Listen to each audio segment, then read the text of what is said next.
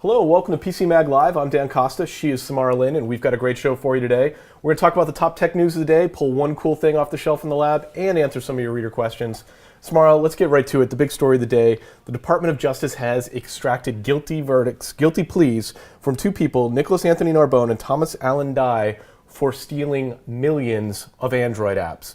They set up an online store, they stole millions of apps, they made hundreds of thousands of dollars, all stealing from other people. Yeah, I mean, what's significant about it is it's the first time the Department of Justice went after someone with counterfeiting the situation with mobile apps. So it's not a vendor, it's not Microsoft, it's not vendor fighting, it's just these average, regular people who are these developers. Yeah, I mean, and they just, I don't understand why people feel some sort of entitlement to steal digital. Yeah. You know, they basically set up data. entire app stores, populated them with millions of apps, and then sold those apps, right.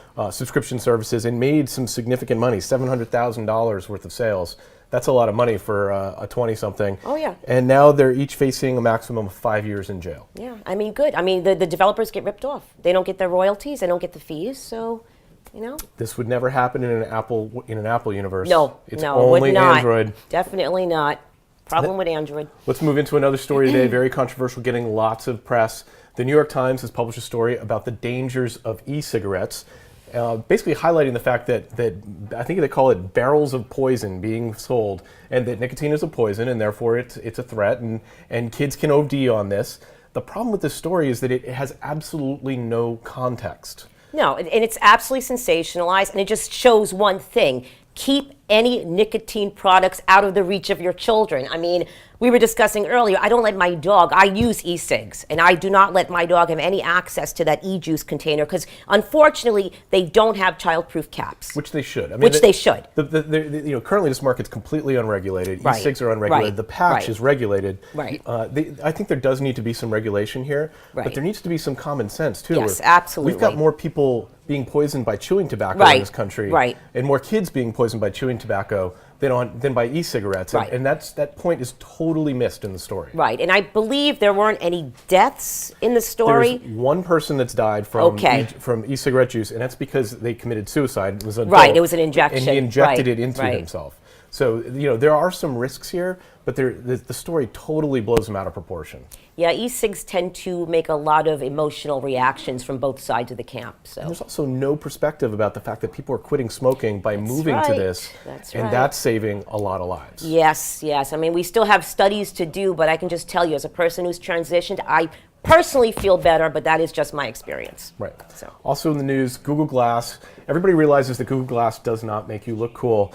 Google's trying to change that. They've signed up Ray-Ban and they've signed up Oakley to build high fashion Google Glass sunglasses and prescription glasses. They need to do this in order to make this go mainstream, because being a person that has worn Google Glass out on the streets of New York City, you don't feel normal. You don't feel comfortable at all. I mean, personally, and probably a lot of the other analysts feel this way here, I like the cyborg kind of look, but maybe the average person doesn't. That's right. Cyborgs, that's right. They're all over the place here. Yeah, so they're going to have to offer a sort of different style, especially I think to attract a lot of women. I think we like our headwear, have a sense of aesthetics. Yeah, I think at Google I/O, coming up in a couple of months, they're going to see a lot of cool Google Glass, sophisticated Google Glass deployments, and also a lot of Android wear, a lot of the watches as well. That's right. So we'll be covering that on PCMag. Now it's time for a reader question.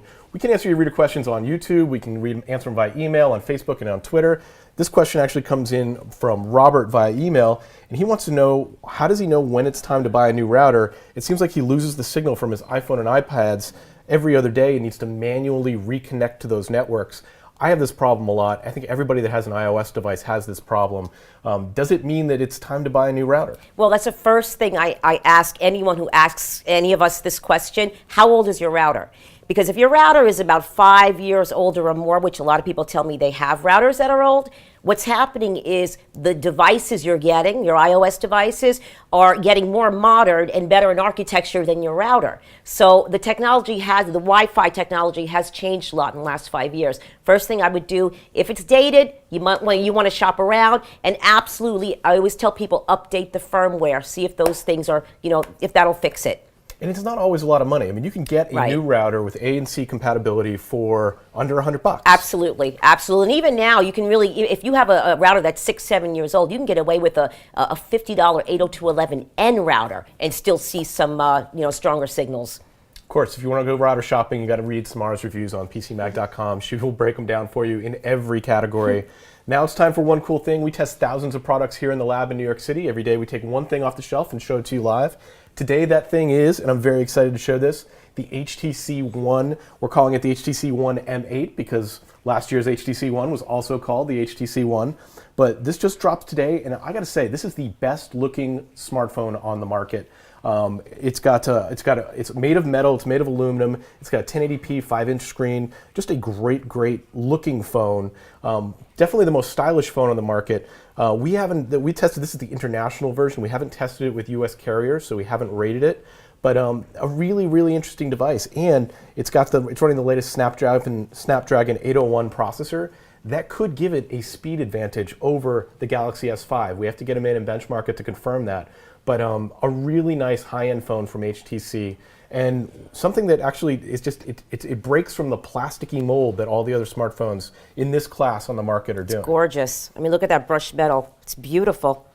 So we've got some testing to do with this yet on US carriers, but you can read Sasha Siegen's full preview with it on PCMag.com. An impressive phone, an impressive offering, and we will get a rating just as soon as we test it with US carriers. And you said this might be your next phone. Yeah, I mean, I'm in love with it. And the past ones have gotten such great reviews from Sasha and the other analyst here that I'm really considering it. Very good. Well, make sure we test it with your carrier before you make the purchase. Good idea. That's PC Mag Live for today. I want to thank you for joining us. Remember to tune in tomorrow for a brand new show. Bye.